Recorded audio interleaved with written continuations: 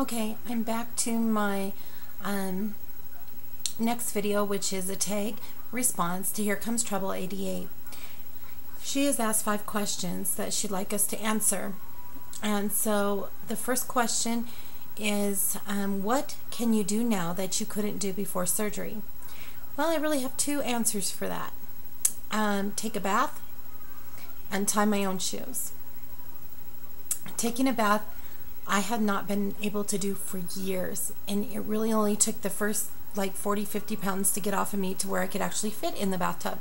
And it was tight, but I'll tell you what, I've been taking a bath ever since. Now I have room that if someone wanted, my granddaughter and my grandson get in the bathtub with me, okay? So, and there's still plenty of room. So that is something that I enjoy doing, and I don't do it an awful lot. Just, I need to rephrase that. I do it a few times a week, but you know how women are, and we can get infections really badly by taking too many baths.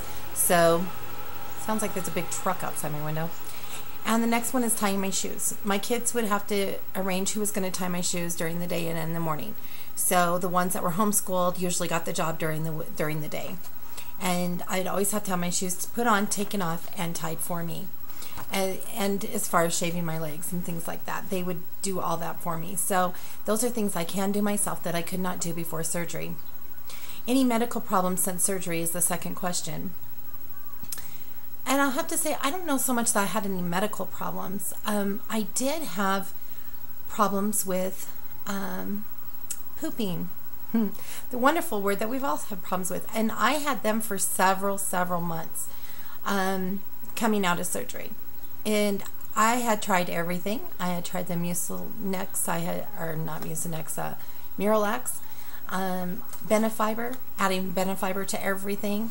I had tried natural fiber. I resorted into enemas and drinking the stuff that they gave you prior to surgery to clean out your bowels before you had the surgery. And let me tell you, the incidences that I had were so painful that I really needed to have gone to the hospital. I think I was ripping and tearing everything possible just to make sure it all came out. I would actually get in a warm bath and lay in a bathtub and pray really hard that when I got up I was relaxed enough to get this taken care of.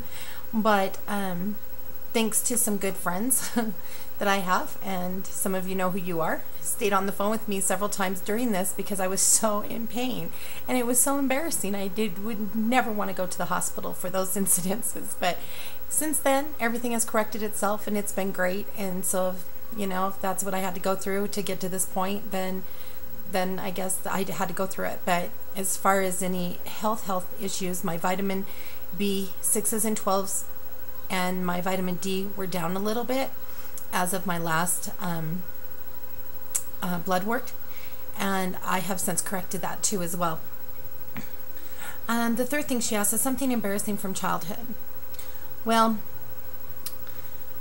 as you know, all know because I've done some videos on embarrassing moments. This was what I could remember from childhood. Like, that would have been my most embarrassing moment.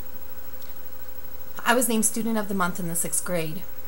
When you're named Student of the Month, they take a picture of you, and they don't warn you that you're named that, so you can't like change into something to make you look thinner or whatever. But I was chubby, and I had my picture taken, and they posted like these 10x13s on the wall outside where everyone can see them. And then they did a boy and they do a girl for the Student of the Month. And I recall coming out of the classroom, and there was a bunch of the little popular students. I guess they thought they were popular. Was standing out there. My back, I was facing their back, and I heard one girl respond, she's kind of got a cute face, but she is so fat. I can't believe she let them put her picture up there for Student of the Year, or Student of the Month. And I just remember that whole day feeling like I didn't want to be at school. I wanted to call my mom. I wanted to go home sick. I wanted him to take the picture down. And it was I guess it was embarrassing to me to think that people that are nice to my face had something that they wanted to say about my weight behind my back. And people are cruel at that age, and people are cruel in school. And my kids go through that, even though they're not fat. I have kids that weigh 96 pounds, and they're 15 and 17, and they get teased because they're too skinny. So I mean, I think people just find things to pick on, but that was what my most embarrassing moment at school that I could remember. Something in my life that I am most proud of. Well, I guess I follow into suit like everyone else. I would choose my family and my faith. And what else? And the love. The love that my family, my children, and the people around me can give are just, it's phenomenal. It's not like any kind of love that you'd expect from all the pains and trouble we all go through nowadays. My phone is ringing. Sorry, I have to keep track. It's nobody, I don't even know who it is. It's probably a solicitation call, so I'm just going to let it go. The next, it is so loud, I'm so sorry. The next question is, would you have the surgery again, and would you pick the same one? My answer to this is yes, in a heartbeat. I would pick the RNY for the reasons I did to begin with. But if it had not been that I was so ill and had to lose weight so fast in order to live, I would have picked the lap band. But that was not a choice that my doctors had given me. So if I had to do this again, and I wasn't as sick as I was, I probably would have picked the lap band.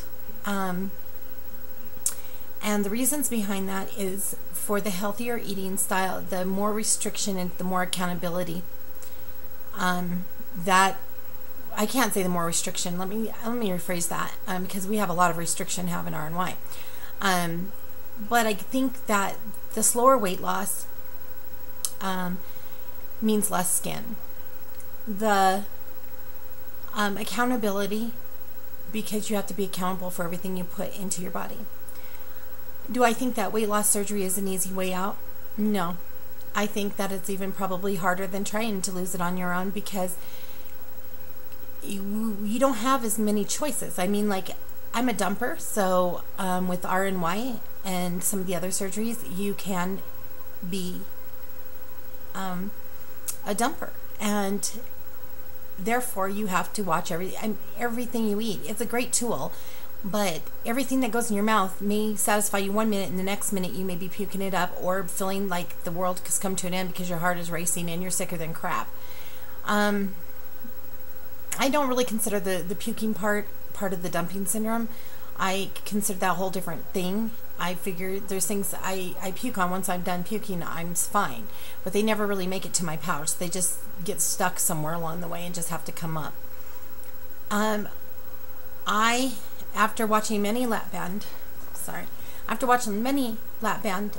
people's videos, and I have a lot of them as my weight loss friends, I think that they have the worst job at having to be accountable. And I know some of you would disagree with me, but I'm just saying, if it was my opinion, and it is my opinion, that I think they work harder at it than probably anybody else. Do we work hard though, having RNY? Oh, sure we do. And we have to be accountable too, to a point. But we pretty much know for the first year we're going to lose weight, and there's nothing anybody can do about it. With the lap band, they have to work at their weight loss as though they didn't have the band. They just have a little more restriction. And I admire each and every one of you that have had a lap band. I really do, because I'm not sure. That's why that surgery wasn't chosen for me. I'm not sure that I could do what you do. And I admire and applaud all of you who are getting through it and doing such a great job.